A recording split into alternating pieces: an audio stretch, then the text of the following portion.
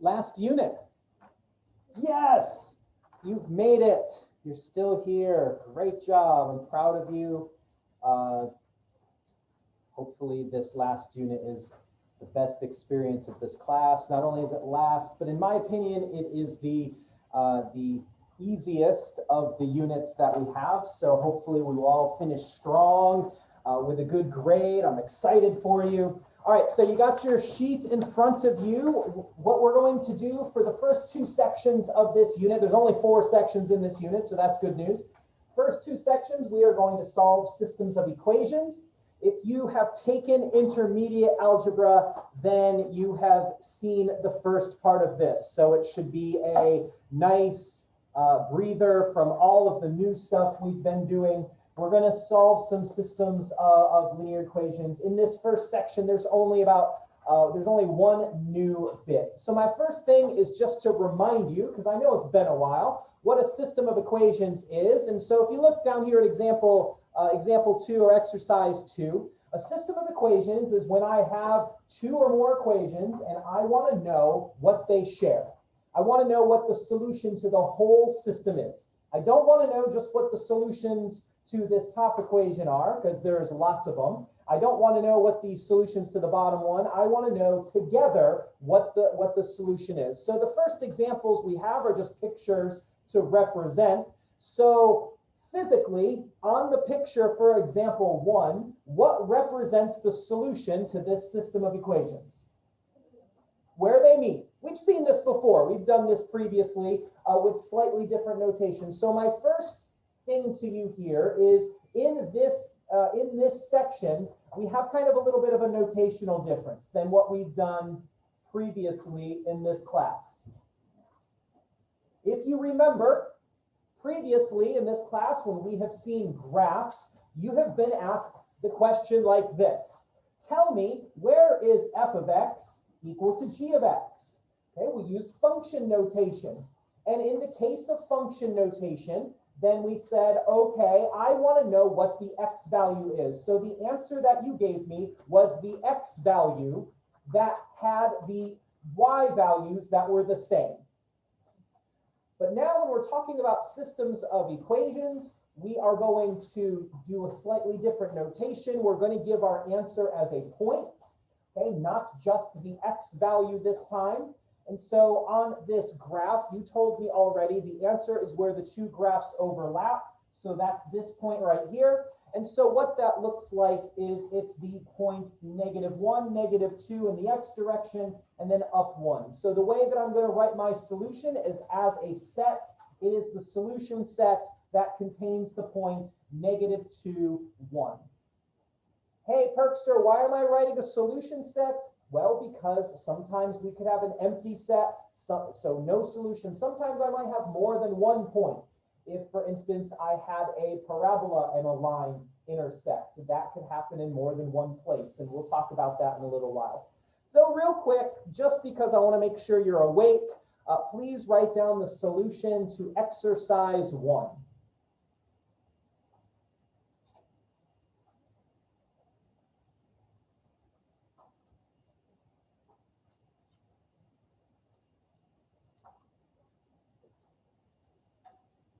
Once again, the 2 lines intersect right here. I'm just going to make a nice maroon dot. And so that is 1, 2, 3 units in the x direction and 1, 2, 3, 4 units in the y direction. So hopefully somewhere on your page you wrote this solution set that we have the point 3, 4 inside of our set. We good so far? Any questions, comments, concerns?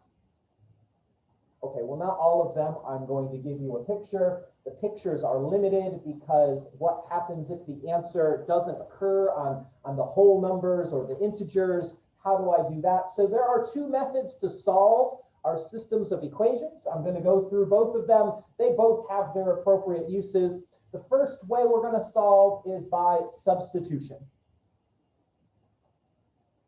Substitution is okay for linear equations. I think the other way we're solving is easier, but substitution works better for nonlinear systems, which we'll talk about at the end of this section. So my advice to you for using substitution is when you can solve for one variable easily. Meaning you're not going to end up with fractions or anything like that. I want you to be able to do the minimum amount of work, okay, which I'm sure you agree with as much as I do. So on this system, there's two variables that are fairly easy, but there's one variable that has a minimum amount of work. What is the one variable in these equations that has the minimum amount to do to solve for it? The what? I'm sorry, I did not hear you. The bottom one. And which variable is the easiest?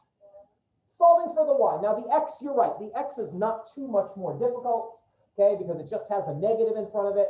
But I am mathematically lazy. I want to do the minimum amount of work. So in this second equation right here, I'm going to take this equation and I'm going to solve for y. And I've picked that intentionally because that is the minimum number of steps. It also causes me to avoid fractions, and that's what I'm looking for when I substitute. I don't want to create a big mess for myself. Because I could solve for y in the equation up top, it's just I'm going to end up with fractions. It'll work, but it's just more effort.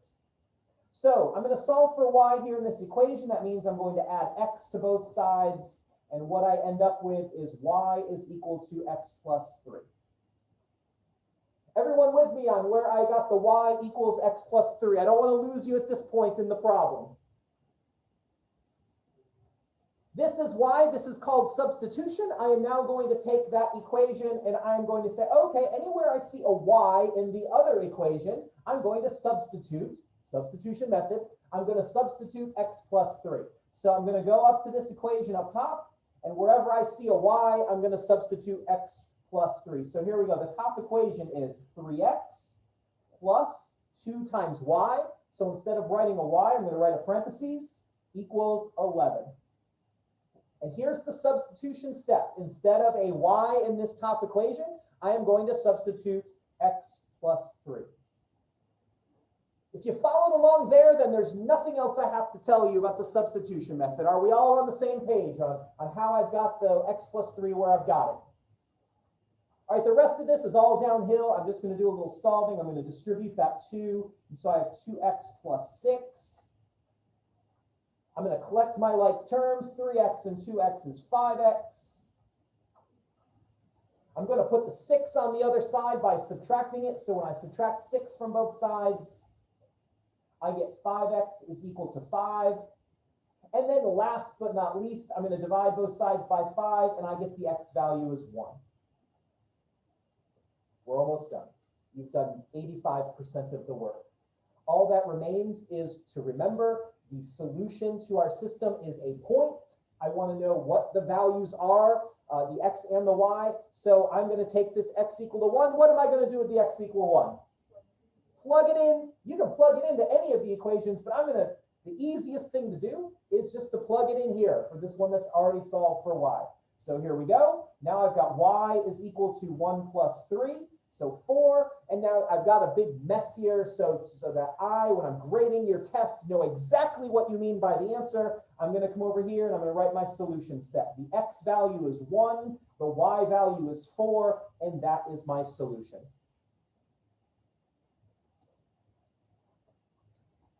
If you have a question, ask it. If you don't have a question, start working exercise 2. Very similar problem. There's one variable in exercise 2 that's a little easier to solve for than any of the others. So start there and let's see how you do.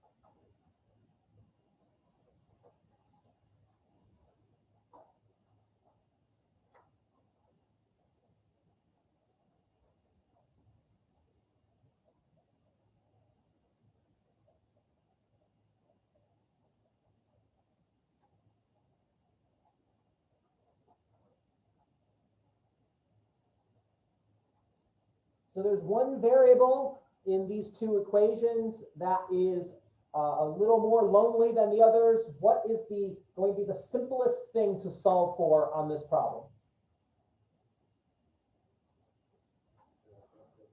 Yeah, the negative y in the top equation. It means that I don't have to divide by anything. I'm not going to have any fractions. But I will repeat, if you solved for something else, that's fine. You'll get the same answer that I do as long as you did your arithmetic right. Okay, so there's not really a wrong thing to solve for. So I'm going to solve for that negative y. So the first thing I'm going to do is I'm going to subtract the 4x from both sides. And I'm going to get negative y is equal to negative 4x plus 6. Then I'm going to divide both sides by negative 1. And when I do that, please don't forget to distribute. A negative 4 divided by negative 1 is positive 4x. A positive 6 divided by negative 1 is negative 6. Alternatively, you could have, if you wanted to, added the y to both sides and then subtracted the 6. Okay, you would have got the same thing. We should all be looking, if you solve for that y in the top equation, we should all be looking at the exact same thing. Here's the substitution step. Now I'm going to take the other equation, and wherever I see the y, I'm going to plug in 4x minus 6. So here goes. I've got 2x plus 5 times y. So instead of the y, I'm going to put some parentheses, is equal to negative 8. Inside of the parentheses, I'm going to put the 4x minus 6. So I have 2x. 5 times 4 is 20x. 5 times negative 6 is negative 30. The 2x and the 20x is 22. I'm going to add the 30 to both sides, and I get 22. And once again, this is just coincidence. This doesn't always happen. I'm sure you understand that. I get x equals 1 again. When I put the x equal 1 into my equation to get the y value, I get 4 times 1 is 4 minus 6.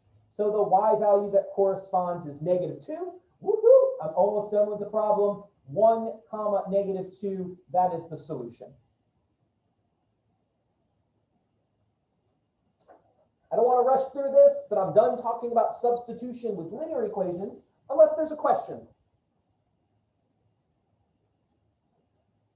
All right, for linear equations, what I much prefer to do, because it's a more direct pathway to the solution, is I like to use what's called the elimination method. So elimination is exactly what it says. It means what I'm going to do is in my system of equations, I'm going to eliminate either the x's or the y's. This is a you choose. Doesn't really matter. But just so we're all doing the same thing, what do you want to do? Do you want to eliminate the x's or the y's? Y's, math by democracy. Here we go. We're going to eliminate the y's. Fantastic. So the premise to the elimination method is this. I want to get the same coefficient in front of the y's. The only difference is I want them to have the opposite sign. So what is a multiple of both 4 and 3? 12, sure. I want to get a 12 in front of both of those. I want one to be a positive 12, one to be a negative, and it doesn't matter. So here goes. I'm going to multiply each of these equations by something. What do you recommend I multiply the top equation by? 3, because that's going to give me a negative 12 in front of the y, which is great. It's already negative. What am I going to multiply the bottom one by? 4. Now, just in case somebody has worked ahead and you eliminated the x's, I'm just going to call a timeout here. If you eliminated the x's, what's the common multiple between the coefficients in front of the x's? 6. So what should I multiply the top equation by? 2. That would give me positive 6. And then what do you have to multiply the bottom equation by? Negative 3 to get a negative 6. The signs have to be opposite. Why is that? You're going to see in just a minute. So when I'm going back, time back in, I'm going back to my problem here. So 3 times 3 is 9x. 3 times negative 4 is negative 12y is equal to 3.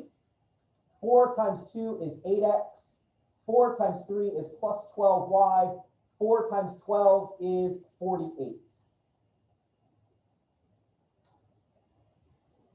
Now here is the reason that I need opposite signs. I am just going to go ahead and add these equations together. On the left side, 9x plus 8x, that is 17x. Here is the elimination. Negative 12y plus 12y, those cancel. And 3 plus 48 is 51. Now I divide both sides by 17, and here is the first part of the answer. 51 divided by 17 should be 3.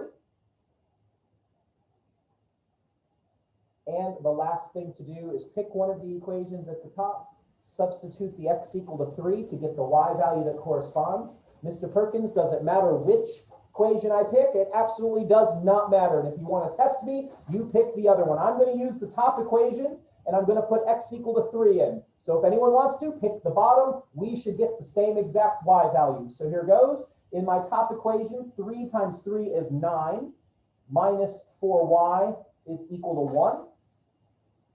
I'm going to subtract the 9, so negative 4y is equal to negative 8. When I divide, I get y equal to 2. So that gives me a solution set of the point 3, 2, done.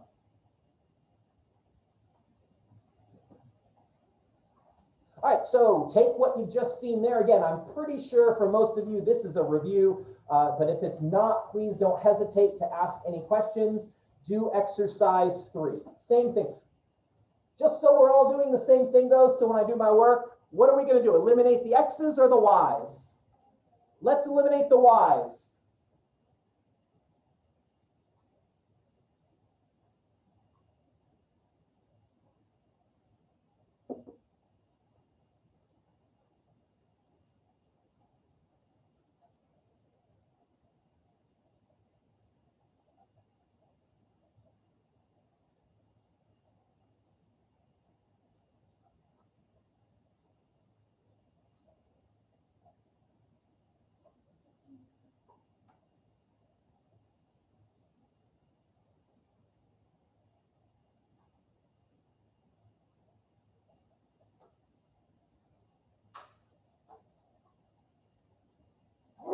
Bless you.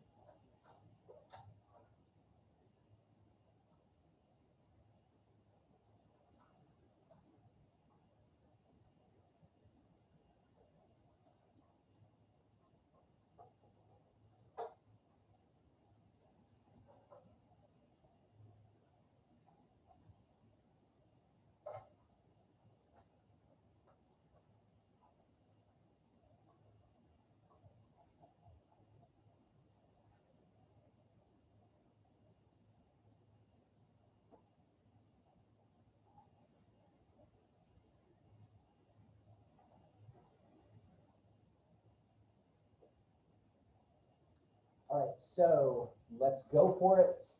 You told me we were going to eliminate the y's. By the way, if you were a contrarian and eliminated the x's, we will get the exact same x and y, just in the opposite order. So when I go to eliminate the y's here, hopefully what you did is you multiplied the top one by, I'm going to multiply the top one by 4 and the bottom one by 3.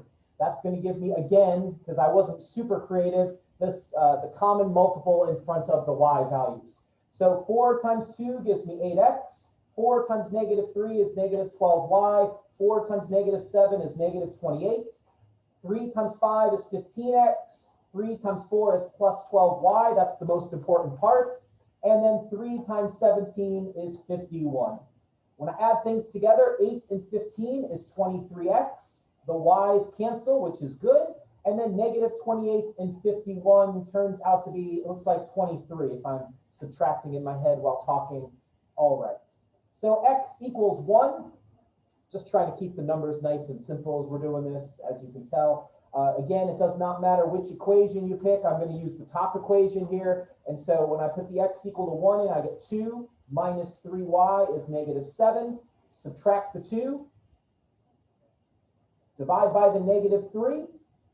And there's my y value.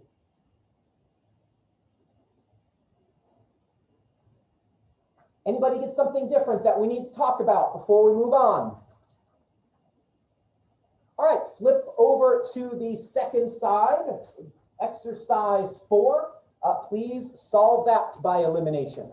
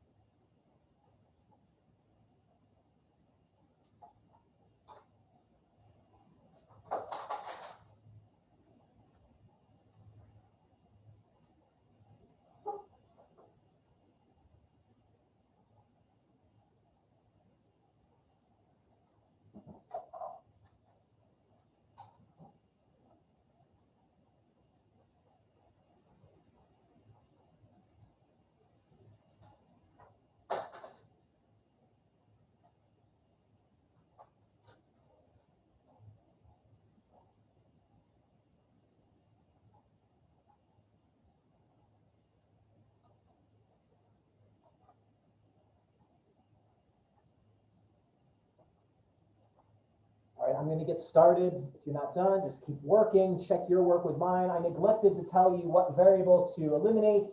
I'm going to assume that we're creatures of habit, and we see that the y's already have opposite signs. But if you did the x's here, we're going to end up in the same place. So I'm going to multiply here. I'm going to eliminate the y's by multiplying the top one by 6, bottom one by 7.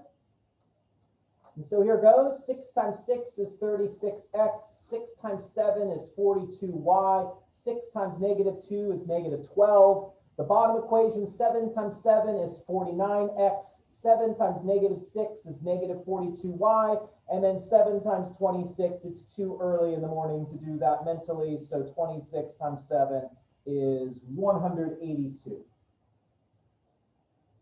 Everyone understand what I did? I know I just rolled through, but I haven't gotten any questions yet. I'm assuming that we're doing pretty good. I don't want anyone to die of boredom today. That's my goal. No one dying of boredom. Okay, 36 plus 49, that's something. 85.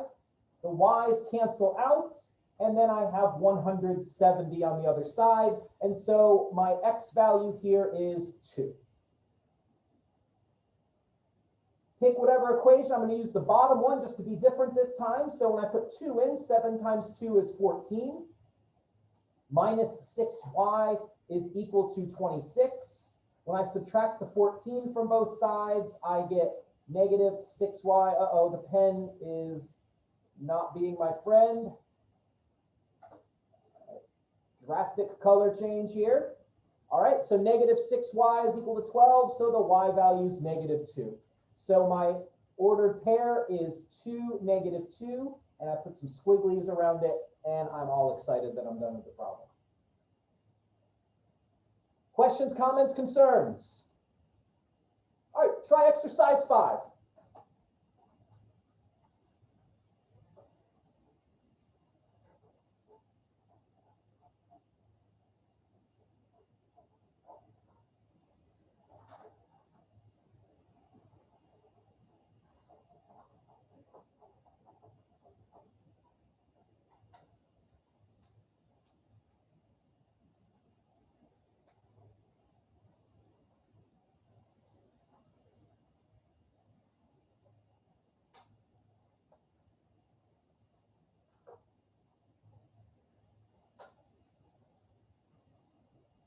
All right, you don't have to get too far into exercise 5 to realize something is amiss. So here we go. I'm going to eliminate the x's on this one. And the nice thing about this problem is I only have to multiply one of the equations. So I'm going to multiply the top equation by 2. That'll give me a 6x on the top equation, a negative 6x on the bottom. So here we go. 2 times 3 is 6x. 2 times negative 2 is negative 4y. 2 times 4 is 8. The bottom equation stays the same. And what ends up happening on the left side of the equation? Everything's eliminated. Oh my goodness. So I have nothing. I have 0 left on the left side. On the right, I have 15.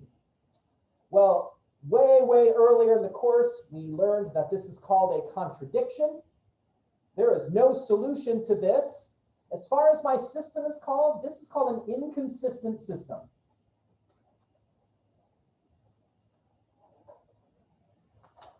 Just for your edification, all the systems up to this point, all the ones we have done that have had solutions, these are all called consistent. Consistent means there is a solution. There is a place where the two graphs intersect. Inconsistent means the graphs don't intersect. In the case of lines, you have parallel lines. If you're concerned about the picture, you might just be concerned, what do I write down as an answer? I want to get my points. Okay, well then that means if there's no solution, then what I have is an empty set. So there's my squigglies with nothing in between. There's my inconsistent system. Exercise 6 is similarly vexing. So go ahead and give it 30 seconds to do a little work on that, and we'll talk about what the conclusion is.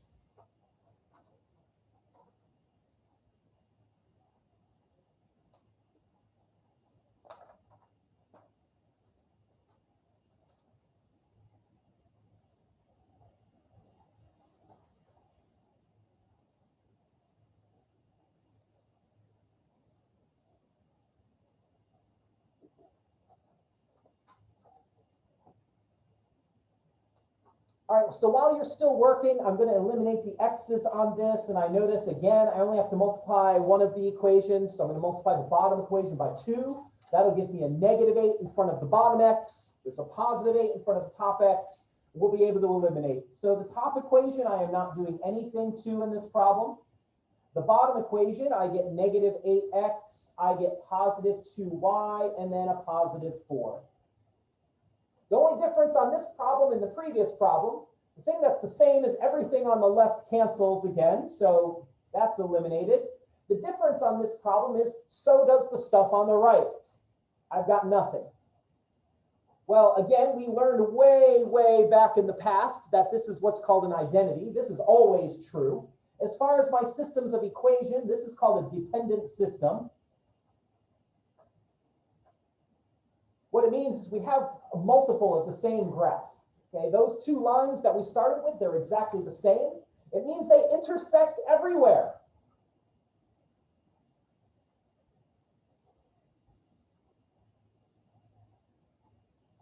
So here's how we're going to write our answer. Here's how we're going to write our solution set to this problem.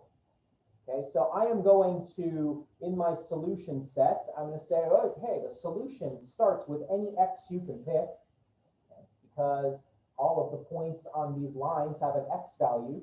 And now what I just need to do is I need to figure out what's the y that's related to each of these x's. So just pick one of the two equations, doesn't matter which one, and you're going to solve the other one for y. I need to know what is the y value that I'm going to put right here. I need that y value to be related to this x. So I'm going to take this bottom equation, since it's a little simpler, and I'm going to add the 4x to both sides. And what I get is that y is equal to 4x plus 2. So what that means is once I know an x value, once I've picked an x value, that the y value that goes along with it is going to be 4x plus 2. That is the format of all the ordered pairs that are solutions, and there's my solution set. So again, what you've just written down is the x value is any x value. The domain of a linear equation is all real numbers. And then the y value to each particular x value follows this format. And there you go. That would be the set of ordered pairs.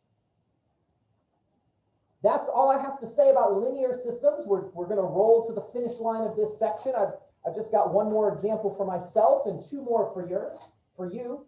Proper grammar there. All right, so this time what I have is a nonlinear system.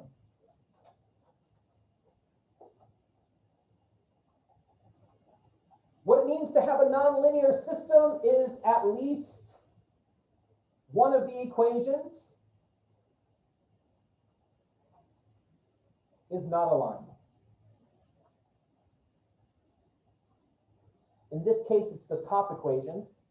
The graph of the top equation is actually a circle. We're going to learn about that when we come back next time.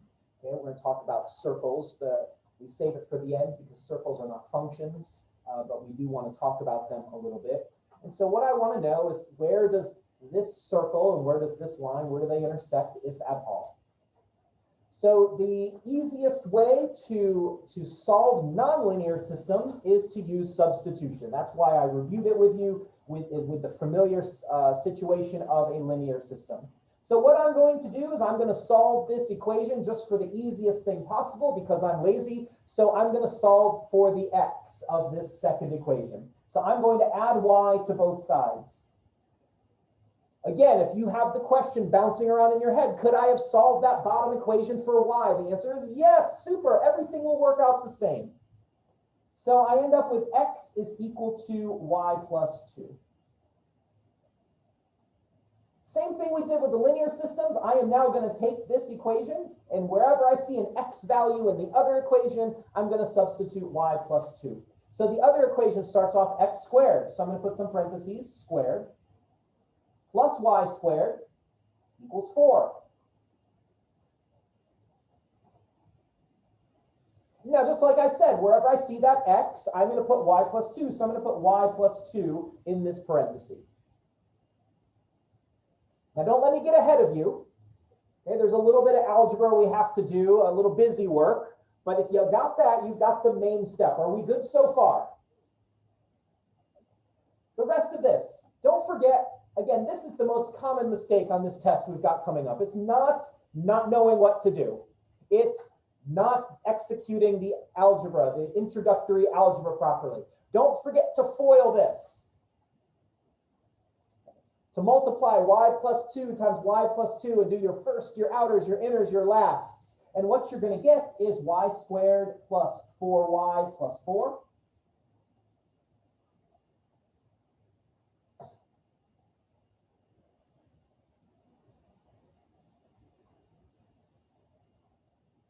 I notice that I have a quadratic equation. I've got squared terms. So what I'm going to do is I'm going to get everything on the left-hand side, and I'm going to collect like terms. So y squared plus y squared is 2y squared plus 4y. When I bring this 4 over to the left side by subtracting it, notice the 4's on both sides will cancel. So I have no more constant term. So equal to 0. Again, don't let me get away with it if you're not quite seeing what's going on. Yeah, I can flip over to the other side and write out some more steps. This is a quadratic equation. You're welcome to use the quadratic formula with the value of a being 2 and the value of b being 4 and the value of c being 0. I'm just going to factor. I'm going to factor out the 2y out of both of these terms. When I factor out a 2y out of the first term, I'm left with y. When I factor the 2y out of the second term, I'm left with plus 2. That's completely coincidental that I have a y plus 2 here and I had it there. Please do not assume there's any linkage there. Okay, it's just because I picked simple numbers so that we don't have to do a lot of decimal work here. And so I have two y values. Oh, this line hits this circle in more than one place. That's excellent. So here I get the y value 0, and in this second one, I get the y value of -2. Those are my two y values.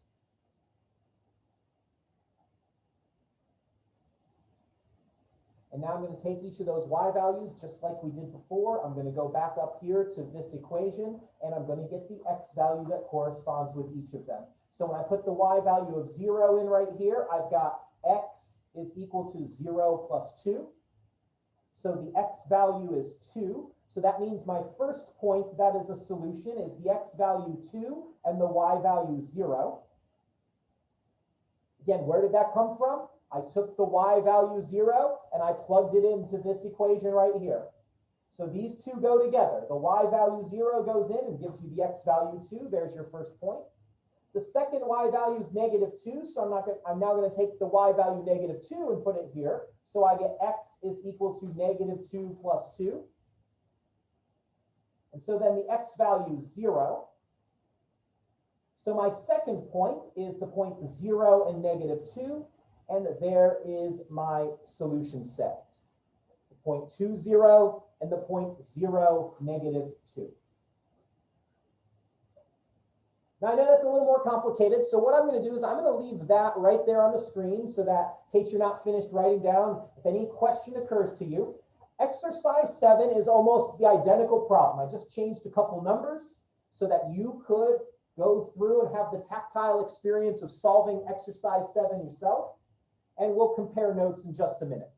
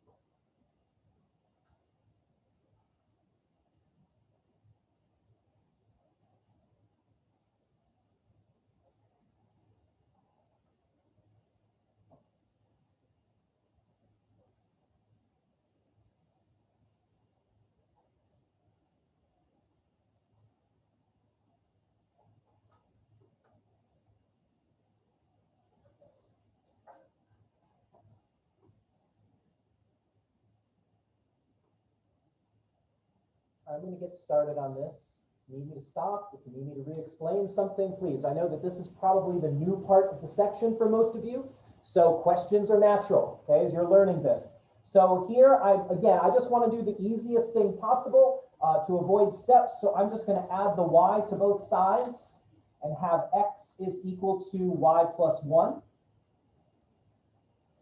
I created a problem that's just super similar just so that you have to go through the steps. Now I'm going to take this x and I'm going to plug it in for x in the top equation. So instead of having x squared, I'm going to have y plus 1 squared, because now x is equal to y plus 1. Then plus y squared equals 5. We good so far? I'm sure you'll stop me when something goes awry. So now I'm going to FOIL. I'm just going to write a little note. So when you FOIL this, x plus 1 times x plus 1, or excuse me, y plus 1 times y plus 1, you should get y squared plus 2y plus 1. Once again, I have a quadratic equation, so I'm going to put it all on the left-hand side.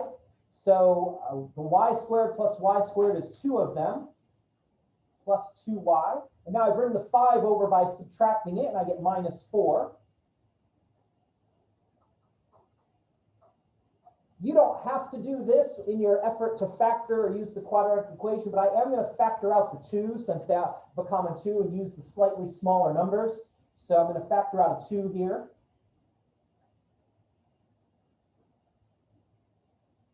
And that trinomial will factor, but you can use the quadratic formula. Again, we will end up with the same thing, both of us. So the 2 factors of y squared are y and y. And then the 2 factors of negative 2 that add up to 1 are plus 2 and minus 1. So what that tells me is that the 2 y values I have is I have the y value of negative 2 that goes along with that factor. And then I have the y value of 1 that goes along with this factor. This first factor here does not have a y involved in it. It's just a 2. So there's no other number. You can ignore that.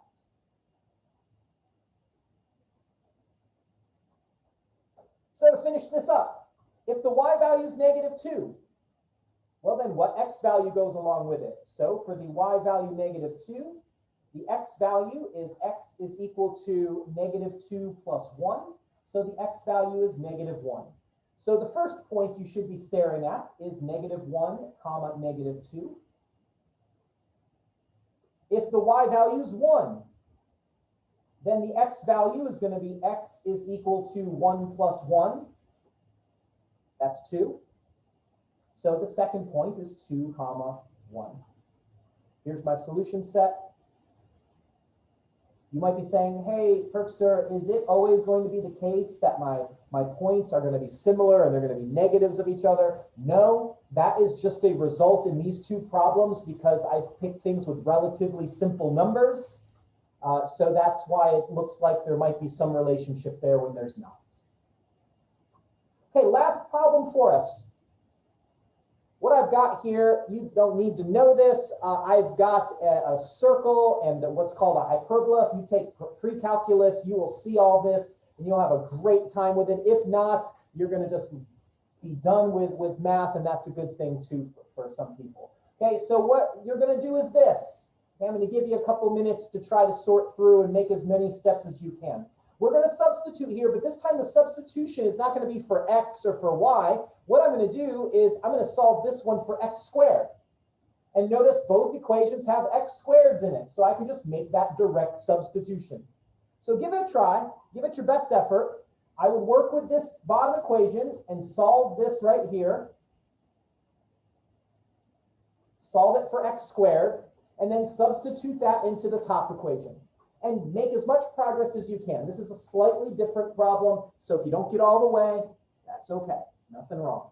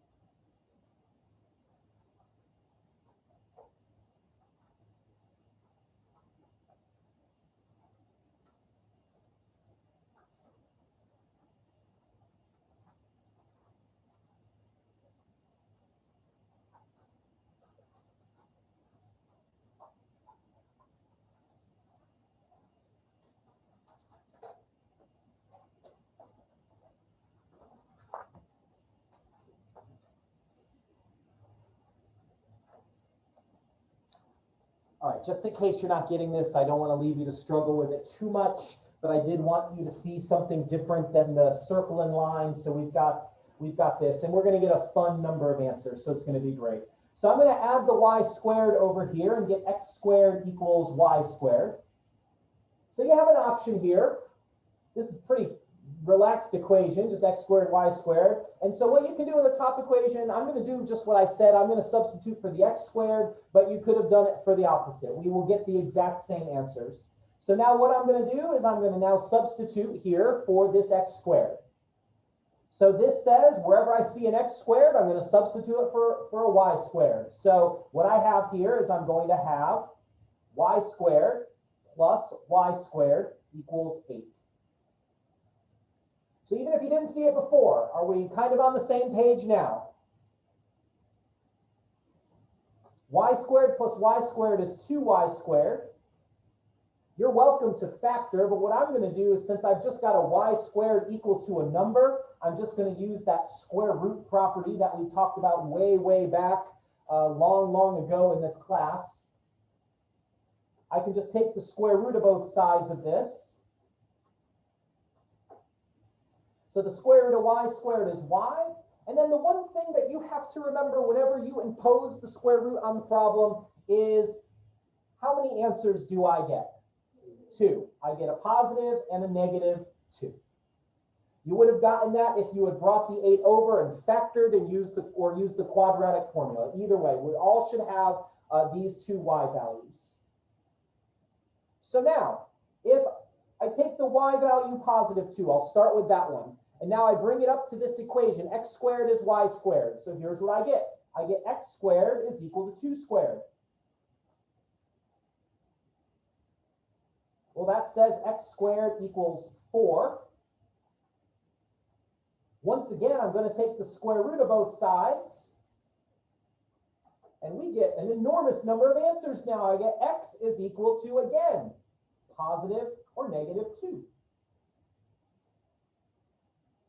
So what that means is I've got an x value of 2 that goes with this y value of 2. But I also have an x value of negative 2 that goes with this y value of 2. Okay, that happens in 2 places. So a little bit different than our previous one. I wanted to make sure you saw something that had a bunch of answers.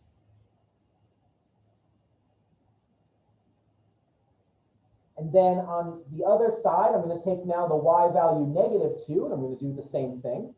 I'm going to put y value of negative 2 up into this original equation. And so I get x squared is equal to negative 2 squared.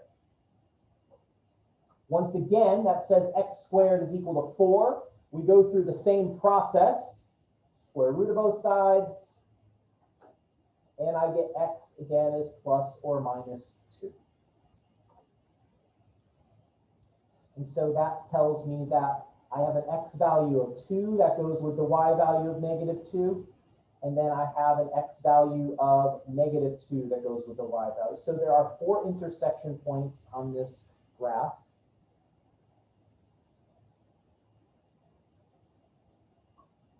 If I'm remembering my shapes, what you have here is something like this. X squared plus y squared is 8. That's just a circle like this.